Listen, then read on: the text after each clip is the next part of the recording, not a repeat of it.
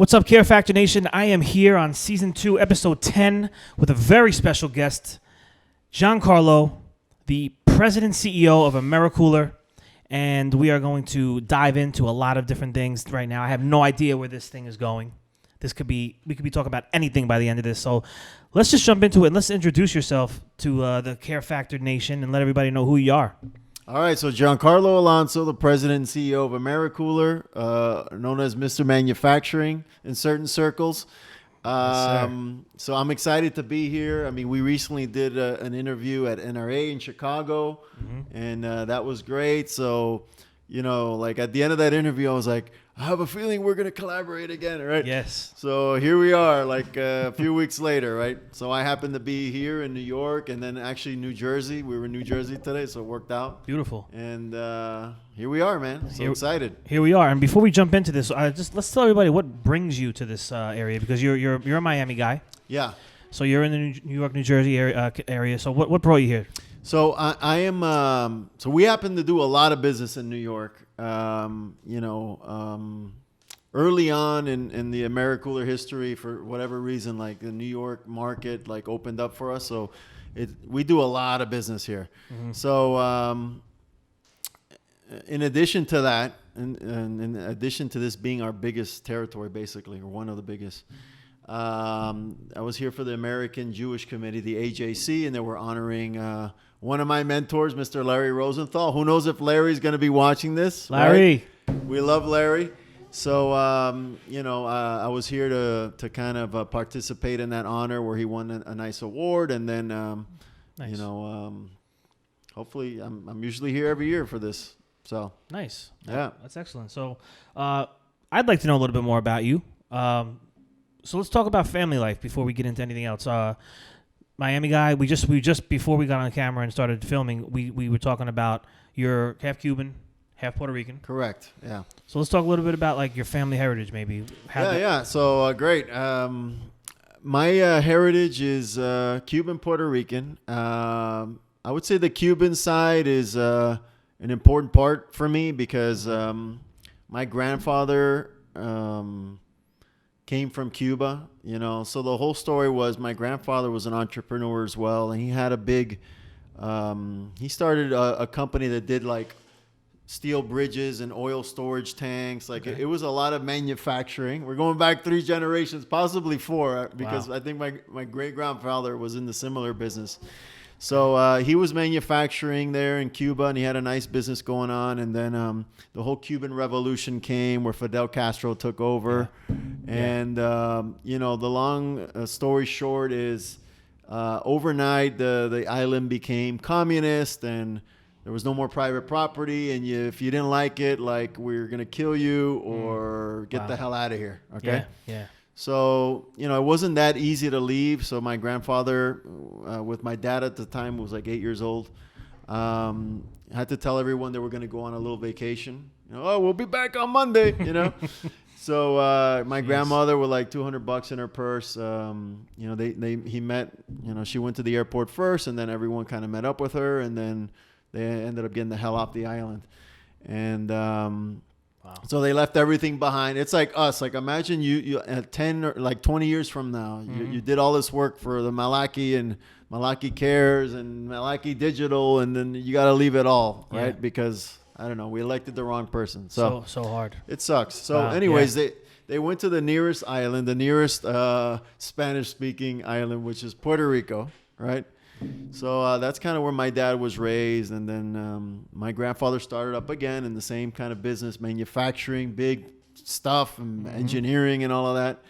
And that's kind of the environment my dad grew up in. And then my grandfather ended up getting sick, and he sold the business for peanuts. And, everyone had to start over again. And, but by then he had married my mom, and then he wanted to move to the land of opportunity, right? Yeah. So he moved to Miami, and then, he started a couple companies, and then he doing stainless steel fabrication and whatnot, and then ended up I think sold for a small amount of money, and then he started Amerikooler. So your dad started Amerikooler. My dad started Amerikooler. Yeah. Okay, I was gonna ask. I was curious. Yeah. So no, I mean, I didn't come out of college looking to start a walk-in cooler company. Yeah. Nothing wrong with it, but hey, No, you know what I I'm mean? in the same boat. My dad started this company, so I Yeah. had no idea I was gonna be doing this. Yeah. But you know, again, if I'm talking too much, you got to cut me off, okay? No, we want to know. I want to know. Yeah. So The people want to know. the people. So he started. You know, I saw my dad started from scratch, and it was you know, it was a nice experience because it was what it was when he started, and I saw him working. You know, like I didn't really even get to see my dad much growing up. Yeah. Like on Christmas, I'd see the stranger in the house or something. And I'm like, Mom, who is that? Oh, it's your dad. Oh, okay. Yeah. No. I relate. I relate. Trust me. You know, there was a stranger in the house at night sometimes. But I know. but I admire my dad a lot, and we've always been really close buddies. So you know, my dream was always to work with my dad, and I'm family oriented, right? So long story short, you know, I grew it a lot coming out of college, and then I left for a little bit to partner up with some friends that were doing like investments in commercial real estate and selling investments and whatnot. And then I came back up in 2010, Okay. more or less. And then I've been president for about 6 years now, and the business has scaled, I would say, tremendously. And just happy to be, doing it. And I'm working with the family, and like I said, business is going well, so everyone's happy, Yeah, it's a beautiful thing. And so talking about family, I'm just curious. You kids? Are you married? Kids? Next generation? I don't. I'm not married. No kids. I'm not the only one. Okay. Yeah. That's there it. You go. I feel like I'm looking in the mirror. There you go. But I am dating a nice young lady now. Okay, nice. I don't know about you, but I'm in the same boat. Are you dating Malaki Cares? You're dating Malaki Digital. I am. That's my baby right now. Yeah. It's one of those things. It just hasn't come across my path yet. But yeah. I'm open to it. I'm sure one day. Hey, I'm not forcing it. We're not exactly. pushing it. It happens when it happens. That's right. So so that's kind of my history in a nutshell. Nice. And what about brothers and sisters? I have a brother. I have an older brother who works in real estate. Okay, so he's not part of the. He's not part of the company. Okay. And then I have a very wonderful and amazing younger sister who's 14. Oh. She's a tennis player. Nice. And who knows? Maybe she'll work with us one day. Maybe not. But the I'd like to keep her close. Yeah. Yeah. If she wants to. Perfect. Awesome. And you?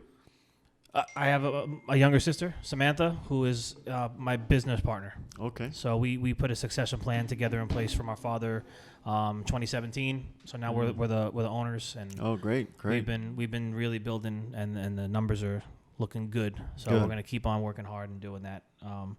But yeah, so I did jot some questions down here before you got here.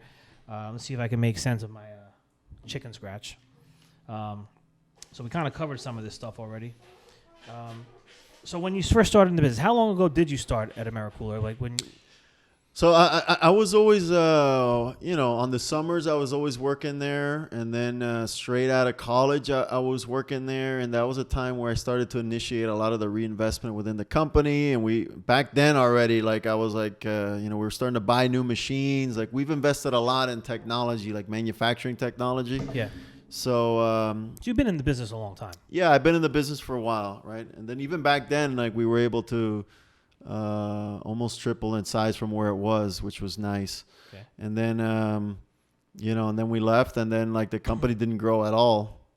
And then when I came back, now we're back on growth mode. So from a Amerikooler standpoint, you said you have a lot of business now in this area.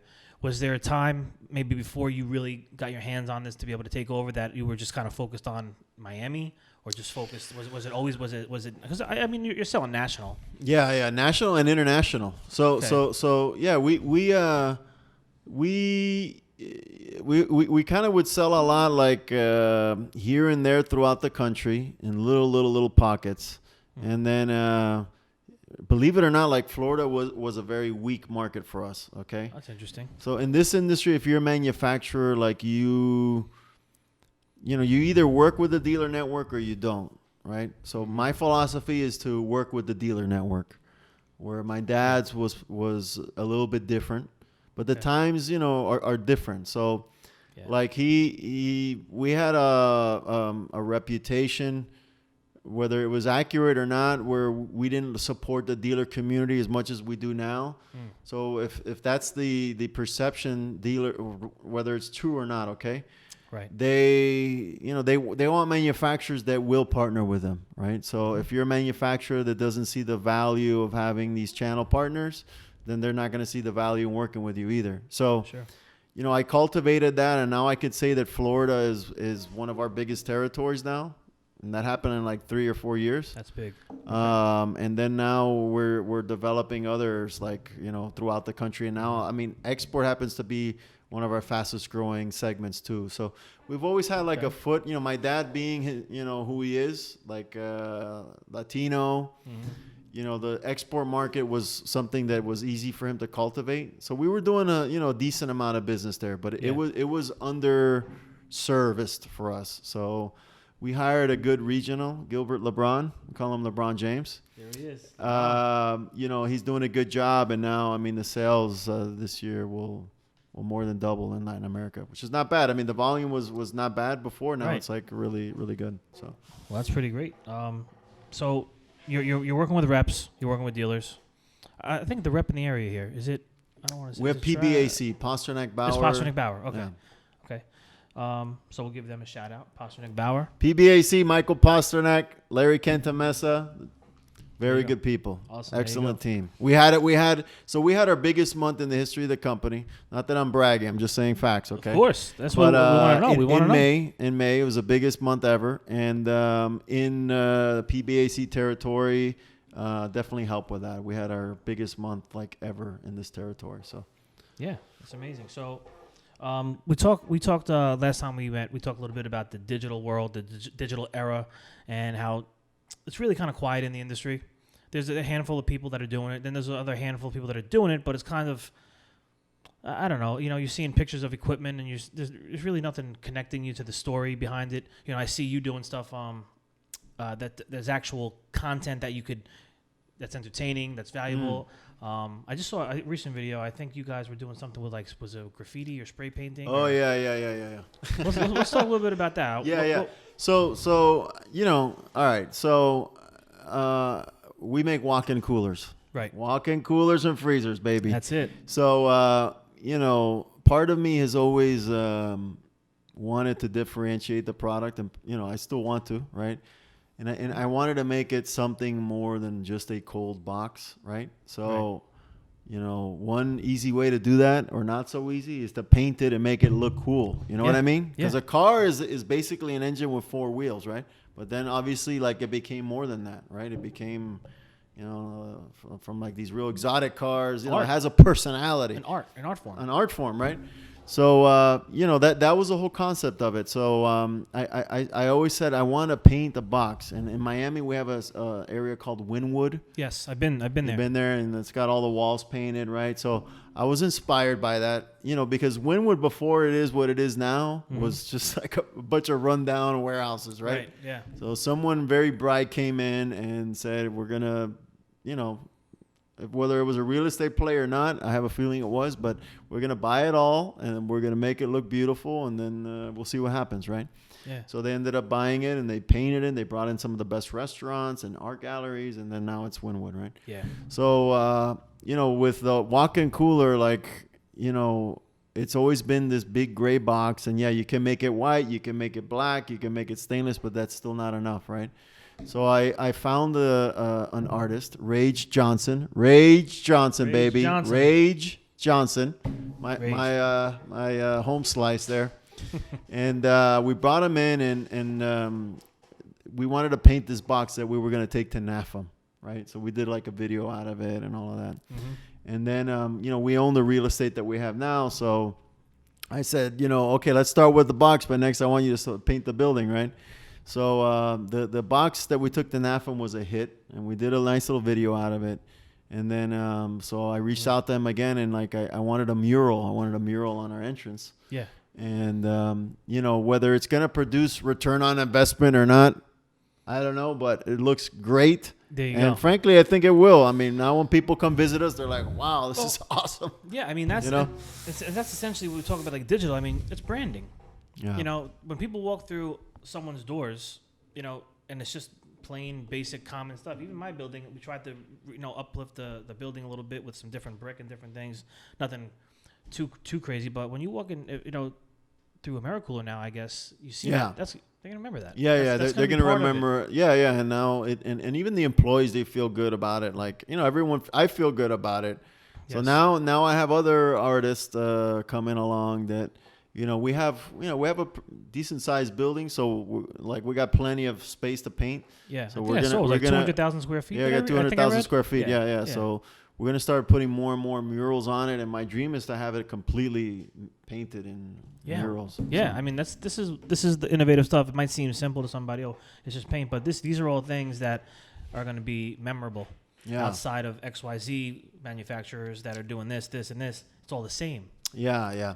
And I think a lot of manufacturers, like they have engineers running the show, which is good, okay? Mm-hmm. And they'll design stuff that maybe another engineer will be like, "Wow, that's awesome." But like to appeal to like the mass audience or like the everyday person, like it's, I mean, having it look different or look cool goes a long way. Like anybody can see that box on and be like, "That's awesome. I love that." You know what I mean? Whereas, let's say I design like a light switch that is, I don't know, that has 3 settings, so it saves you like 3.5 pennies a year on electricity. Mm-hmm. I don't know. I may not get people as excited, but I don't know. Yeah, I mean, listen, you line up a lot of these things, and take the manufacturer's name off it. You really can't tell the difference. Yeah. But now, if you're going to be doing something different like that, I think it's interesting, especially in this area. I think New York would be like, right? Like, think about Brooklyn, Bushwick, Jersey City, downtown Jersey City. Like, thinking about, because some of these places don't just have them. Some of these boxes are outside. Yeah. I mean, it could become a real like piece to like showcase. Yeah, and you know, like, so that's so normally they put the walk-in cooler in the back of the restaurant, and they'll build a wall or something around it because no one wants to see it, whatever. So like, yeah, the concept was, look, if you paint this, like, you can probably even save money on building a wall around it. You could put the walk-in closer to the front, like you can make it like something that people talk about, you know. Exactly. So we'll see what happens. Yeah. But the overall project was a lot of fun. Yeah, no, it's cool. And, so obviously, we're a service company. Obviously, we do work on Amerikoolers. You know, we've built them over the years. We've serviced things over the years. To a manufacturer, from your perspective, how important is service to you at Amerikooler? You guys have a service network? Man, yeah, it's of the utmost importance. Yeah. Because the walk-in cooler, whether we like it or not, is reliant first and foremost on the installer, right? Mm-hmm. So without a good installer, like, the product will, like, there's such a high failure rate. So that's number one. You got to install it right. Right. So, and then number two, God forbid it breaks down, like, you know, you need to get it fixed. Like, I have a good friend of mine who's a very up and coming chef, and you know, we sold him the product, and the installer didn't do a good job installing it, and now, you know, the guy is like crushing it. His restaurant is super popular, but he's having to throw a lot of food away, which is a lot of money, because the damn thing isn't cooling, because there's into circulation, and we've sent people out there, no one can fix it. So the service is of the utmost importance, you know, like that our product, whether we like it or not, is relying on that. It's not like a microwave or something, which also takes service. Sure. But to install it, you basically plug it in, Exactly. right? This, you got to set it up right, and then if there is a problem, it's like, you know, it's not easy to troubleshoot sometimes. So Yeah, no, I mean, the person installing it should know, you know, that there's got to be proper, you know, ventilation and air. And yeah, I wonder if I should get my little Instagram live going on here. Oh, please. What? Let's do it. Hang on. We could do it. Should I do it too? Yeah. No, let's do it. You should Instagram it and then invite him. Oh, really? Let's see. How do I do that? So you want me to end it then? So go on his page, and then down here you should be able once he connects to you. Oh, so he needs to get on my live and then go live with here. I'll send it to you. The Malaki Digital or Yes. Malaki? Oh no, I'm in Rich Malaki here. Boom. I could send the request. Yeah. Want me to send the request? Yeah. Ladies and Boom, gentlemen, boom, we are boom, we are boom. we are working the powers of social media right now. And going on Instagram live. Go live. Together. Going live here with my man Rich. Here we There go. He is, there he is. Here we go. Let's see. Podcasting. And boom, we are live. I'm gonna put the volume down. All right. All right, so we'll put the volume down. Do you want yours? You grab it. Is that gonna? Where should I put this little sucker here? Lay it up against the book if you want. See if that might not hold. All right. It might not hold. All right. Who's there? All right, We got some people. stand by as we get these lives going. All right. All right, all my wonderful followers. We are we're doing a podcast. We got. Here you go. All right. You hold it. It's good. Yeah, my battery's a little low, but hey. All right. So All right, sorry, so- we're live. We're live. We're bringing you back to your regular scheduled podcast that we're in the middle of, but we had to stop because we're going live. We're doing the power of media, ladies and gentlemen. And while we're on the topic of media, I'm going to jump right back into that. We started talking about that a little bit. I'm going super all in on content as far as YouTube and LinkedIn, and you are too. Yes, very much. And so I'm lucky enough to have been able to been invited to Sefesa Regionals. So I'll be speaking in Albany, Chicago, and Vegas this year. I may have someone at Albany. Oh, Yeah. really? Oh, Yeah. great. Okay, so Yeah. let me know. We'll talk after. Yeah. Let me know. And I'm going to be talking about media disruption in the food equipment and food equipment service sector because we want to get it noisy. And one of the big things we're talking about is finding technicians, right? Mm-hmm. And I'm trying to let people know that if you're not online and you're not engaging and you're not promoting your company and your brand, you're not even part of the conversation. No one's going to know about you. How are you going to find the new talent? So I'd love to start a conversation here talking to the people that just don't believe in this because they say, what's my ROI? What's my ROI? The ROI is in the opportunities. I mean, I'm going to talk at Sefesa because I've been doing this the last year and a half. Without me have embarking on this journey, who would even have cared to hear anything I had to say? So that's the opportunity for me, just one small one. So let's talk about some opportunities and the reasons of why we need to get the food equipment world online. Online? Yeah. Well, I mean, you and I, we talk about it. Okay. This one's for you. All right. Yeah, I mean, we've been talking about it. I mean, it's interesting. Like we're both, I would say, the leaders in the social media and the online digital. Yeah. You're doing a great job on the service side, the only Yes. one. On the manufacturing side, as far as I know, I'm the only one, right? Yeah. Absolutely. So I guess that means we're the best. We're the only one, so That's we it. got to be the We best, the- right? we the- Or the worst. I don't know. We the best. We the best. Another one, yes. So I personally enjoy it. I think you do too. And Love it, yeah. from a very practical standpoint, it's effective if done right, and could be cost effective too. I mean, like what I compare it against is like certain print magazines. Like like to place just a half a page can cost $6,000-7,000 Yeah. a month. Yeah. So like for me to do a podcast, like I mean, doesn't cost me much. I don't know about you, but It costs, I mean, at the end of the day, it just costs our time. it costs our time. Which, hey, there's nothing more valuable than our time. Yeah. Right. But I think this is valuable use of our time. It is a very valuable use, and then a lot of the stuff I do on LinkedIn and Instagram, mostly, it's definitely getting my brand out there. So for now, I'm happy. It's just us two, I guess. I mean, we'll see if Yeah. other people jump on. Yeah. I mean, and I would love to see more companies start to do it. And I am starting to see some more companies jump on, especially on the service side. And, we want to make it noisy. I need a bigger audience. You want a bigger audience. If nobody's there, we're just talking to each other. Yeah. So, I mean, I would love for everyone to jump on and get involved. I know not everybody is going to do it to the extent that we're doing it maybe, but at least getting on and engaging and promoting your business and your company and just showing kind of who you are, because I think we live, for me, in a world of people want transparency, especially millennials. I don't know. I didn't even. How old are you? I'm 38. Okay. So I'm 37. We're in the same realm here. I mean, Okay. we're the Got my tip. twin over here. That's it. Twinsies. We're both matching too. Yeah, Yeah. I know. What's Th- up? this wasn't You got planned. Under Armour. This I got a wasn't different planned, brand. by the Yeah. So, yeah, and it's with the tail end of millennials, right? So I would say we're the tail end of millennials when you look it up. A very tail end. The very tail end, but we're still there, and it's like, we're 75 million plus in the workforce right now.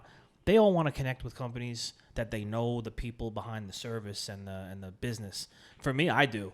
When someone reaches out to me or something, first thing I'm doing is going to media. I want to see who they are. If they don't have an Instagram or a Facebook or something, I get turned off quickly. I don't know about you. Yeah. I mean, I like to see. I mean, in my world too, I use LinkedIn a lot. So Yeah. whenever I meet someone, I try to connect with them on LinkedIn. First thing I do now. First, right? Yeah. And then secondly would come like Instagram and whatnot. But LinkedIn is very on the professional side. Sometimes people on Instagram or Facebook, they keep that private. So, but yeah, as far as like branding wise, if you're not on Instagram or Facebook or one of these social media mediums, like it's like not. It's a little weird, I would say. Yeah, and I just read something. I was talking about Richard Branson. Yeah. And he's a baby boomer, and he's on social media every day doing it himself. And one of the things I had just recently read, he talks about if you're not online, what are you? First, he says, what are you hiding? And it's the absence of your online presence is a statement in itself, is what he said. Whoa. And on top of that, he says, talk about perception. You have the ability to change the perception of your company, because maybe over the course of the years, I know my dad pissed off a lot of people, and they still think, oh, Malik, yeah, I don't know. But if we could bring them in the doors and show them what's going on here, we have the ability to change perceptions. Yeah. I mean, and it's funny actually. So I think Gary Vaynerchuk, right? That's my guy, man. Yeah, I love him. Yeah. So Gary. Gary V, right? A little shout out to Gary V here. So yeah, no, right, you're right. But I actually met him years ago too, when I was doing like a panel or something, and it was I think in Tampa somewhere, and then I never knew who he was at that point. It was like 5 years ago or something. And then the guest speaker or whatever was Gary Vaynerchuk, and I'm like, who's Gary Vaynerchuk? But he came on, he gave like the most amazing speech, and he actually sat next to me during dinner, and we were chatting. The nicest guy, the coolest guy I ever met, humble guy, and inspiring, So I remember I was very, I liked him. I was inspired by him. And then like I started to do more research on what he does. And, and I was like, oh man, like this guy's got the right idea, Yeah. So, but I'm he sitting here. inspired me too, I'm sitting here because of him. Yeah. When I found him some years back, he was basically going on talking about, it doesn't matter what industry you're in, you need to start to think of yourself as a media company and build a little media company within your business, because if you're not online on the platforms that have all the attention, you're going to be irrelevant. And I say that not like, I know I'm not going to go out of business if I'm not here. Tell other companies you're not going to go out of business, but your competition is going to do it eventually, and they're going to be much more present, much more engaged. You could engage with your customers, with your vendors, with your reps. I mean, we wouldn't be sitting here if it wasn't for media. Yeah. We're building relationships. Who knows where this relationship is going to take us? Where it's going to go? You just don't know. Yeah. So he's a big reason why I'm doing this. I was actually on the Ask Gary V show last April. Was it last April for small business? Nice. So I got 15 minutes with him and took a quick picture, and he was on the move out the door. I didn't have too much time with him, but that was interesting just to hear his take on the trades. Yeah. No, I mean the guy is definitely someone to look up to. Yeah, he is. Yeah. All right, so what else are we talking about here? So we talked about service. We're talking about digital brands. What else do we have? Manufacturing, from manufacturing perspective, again, technicians. So we're constantly, the big topic is technicians. Every circle I roll through in the service world, that is. And now that I'm sitting with reps and some dealers, and they're talking about how you guys find the technicians. What are your thoughts on technicians and the skilled trades, and how maybe your thoughts on how to find them, and your thoughts on the necessity and how important that they are? I mean, I would say very important. So, you said Safesa, right? Yeah. Like that's been something that's been very helpful, right? Mm-hmm. When I first got into this industry, I didn't know what Safesa was, or I was like, how do these factories have like these, authorized service networks throughout the country, this and that, right? So long story short, we became aware of Safesa, and then if there's a Safesa affiliated service company, I mean, that's the one we always want to use, right? Yeah. Rather than just a random Google search. Sure. So Safesa's been instrumental, so I want to collaborate a lot more with Safesa. Yeah, I think I want to that's great. sponsor their events, maybe show up here and there. Who knows? Hey, listen. I mean, that's in great. Albany, I may be there, or Mr. Peter Viscon may be there. Okay, and if not, if you're interested, you could always talk with Heather. The Heather executive Price, director. right? Heather Price, Yeah. and the big conference is coming up in DC in September, so it might be something to think about. Yeah. There'll be hundreds in and hundreds December? and September. September. Oh, I'm gonna Hundreds be and there. hundreds of us. Oh, yeah? All I'm going to all the be there. service I'm going to be there. guys. Safesa, another shout out to Safesa. There we I'll go. add them. There we go. Yeah. So, but the technicians thing has been super hot topic. Yeah. We're just trying to figure it out. We're a small company. I have 13 techs. I have 2 training, so we should have 15 by the end of the year. And my door's open to anybody interested in the trades or looking to jump on board a company that's growing. But yeah, that's been the only thing probably slowing us down. The lack of technicians. Yeah. Yeah, I mean, look, people, to me, after these years in business, the hardest part is the people, right? It's the most important part, and it's the hardest part. Yeah. But when you find the right person, it can change your company. If you find the right people, it will elevate the hell out of your company. Yeah. Conversely, if you find the Great. wrong person or wrong people, I mean, it will set you back years, Mm-hmm. So finding people like you and your side of the business and mine, and me and mine on the manufacturing end, it's been a challenge, but that's even more incentive to do what we're doing here, because we're starting to approach a wider audience, and we're getting our name out there. And I've had people now contact me, and we have a lot of people applying for jobs. Yes. And they like what what I'm doing, at least on the social side. And so we got to keep it going. You got to keep humping and pumping, as one of my customers says. Yeah, exactly. And that's one of the things I say all the time too. It's like, we're doing this. I'm quite confident that at some point, people are just going to come knocking on the door because they're like, I see what you're doing. I want to be a part of it. Yeah. So I mean, this is in itself a want ad. Yeah. We're We're hiring. We're always hiring skilled personnel right now. Right now. We want people with passion, energy, urgency, driven. A little, problem solving. Yes. Problem solving. We like Yes. people who can figure it out. Problem solvers. So big yeah, time. sense of urgency is huge. By the way, that's one of my favorite things. I Yes. probably have too much urgency. That's but one of my core values that I put in place. Me too. We have one called "Get It Done," and then I said, "You're missing something. You got to add yesterday. Get it done yesterday." Yes. My dad says yesterday's too late. I said yesterday's okay with me. Yesterday's too late for him. I mean, whatever. Yeah. Yeah. No, because we live in a world of now, Yeah. right? Everything's instant. We want now, and to have somebody, or not somebody, but the team around you. Especially understand in what you do. I mean, let's say, so your restaurant is your business. It's like your little factory.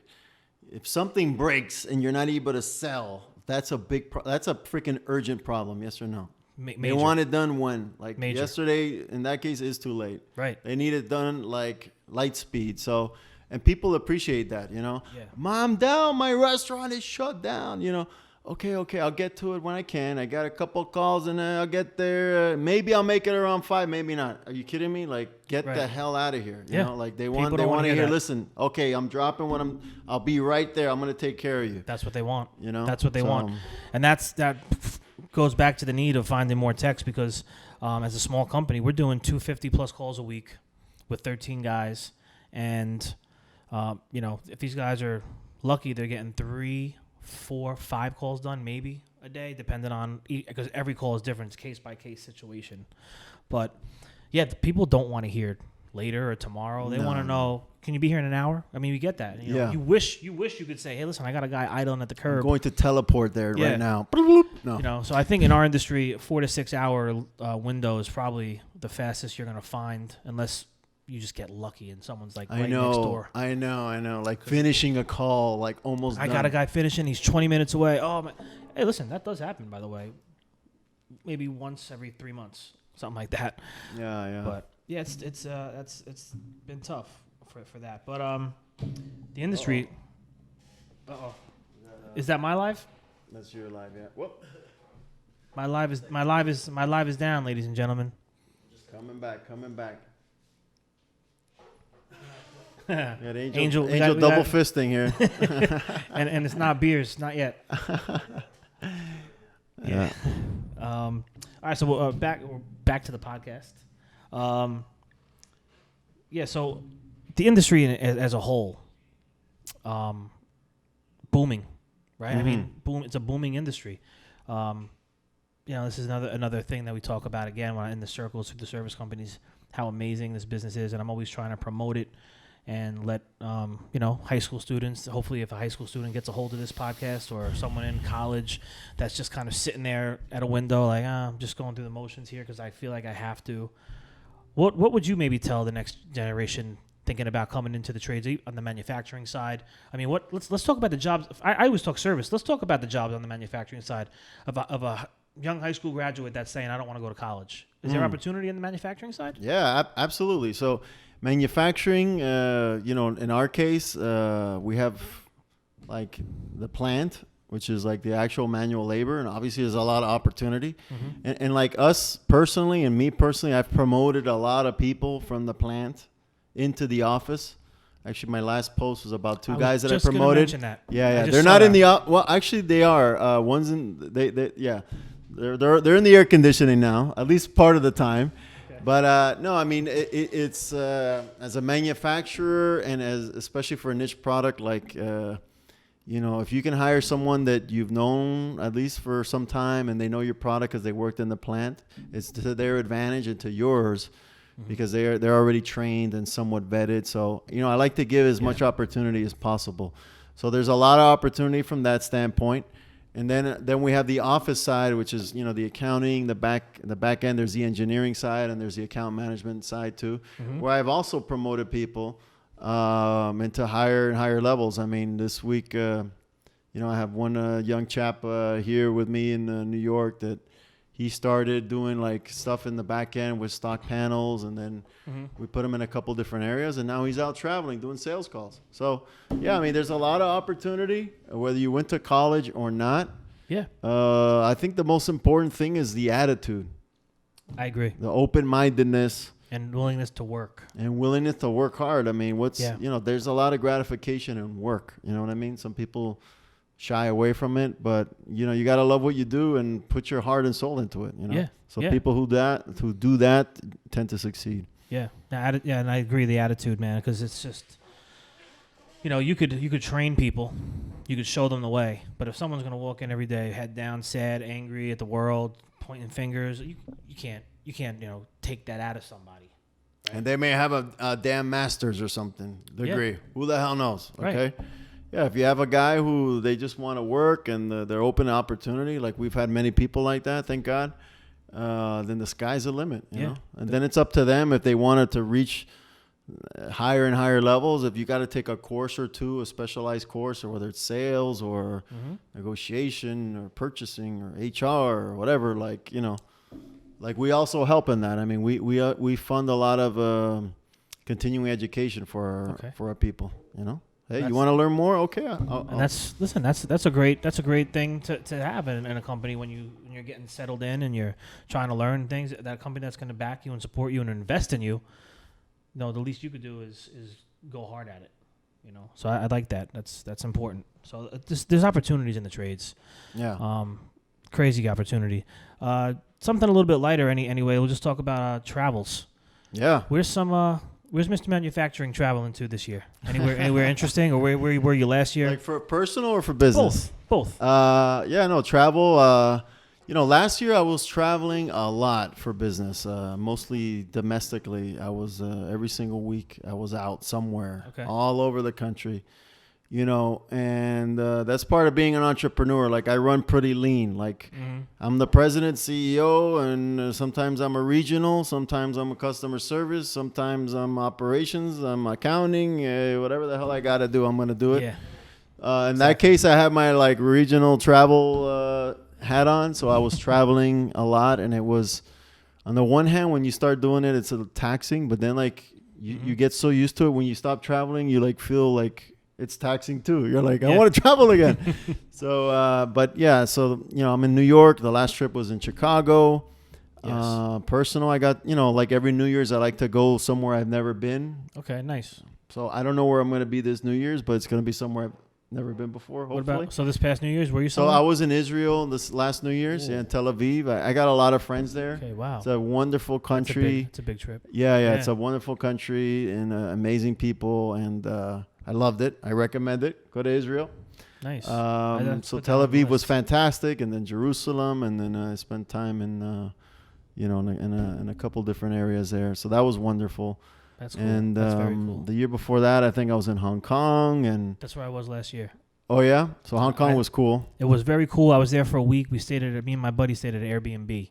Oh yeah, it was pretty. It was interesting. Yeah. In the neighborhood with people. It was cool. Oh yeah. So I have some friends there too now, and so travel is good. I mean, as you know, we all have our hometown, right? And some of us are fortunate to be able to travel. But if you don't, I recommend it. And that's kind of the new thing now with millennials, invest in experiences, right? Don't buy a big house and all of this. Take that money and travel your ass off or something, right? Or do all these experiences. Yeah. And I think that's a smart investment, because it expands your mind and you make friends and you see things that you would have never experienced. Yeah, I mean, it does. It opens your mind. The cultures, and it was a culture shock. I flew into Tokyo, and then there for a few days. Then I went to Osaka, Japan, and then from there we jumped on a flight to Hong Kong. I've never been to Japan, man. Very I was cool. so close when I was at Hong Kong. I should have stayed another week and got to Japan, but it was very cool. Too late. I recommend that. And they're just a very prideful people. Honor and the cleanliness. When you get into a cab, we're all doing Ubers now, but they don't have Uber over there. So when you get into a cab over there, they had these old Corollas from the 80s and 90s. They looked brand new. In Japan? Yeah, and they're opening the doors. They got doilies on the seats. You walk in. It's out. Just the care, respect, and honor you find that these people have. It's just it really opens your mind. You just don't realize until you go to these other countries. You don't realize what you have, and you don't realize what you're missing. Yeah. No, Japan is interesting.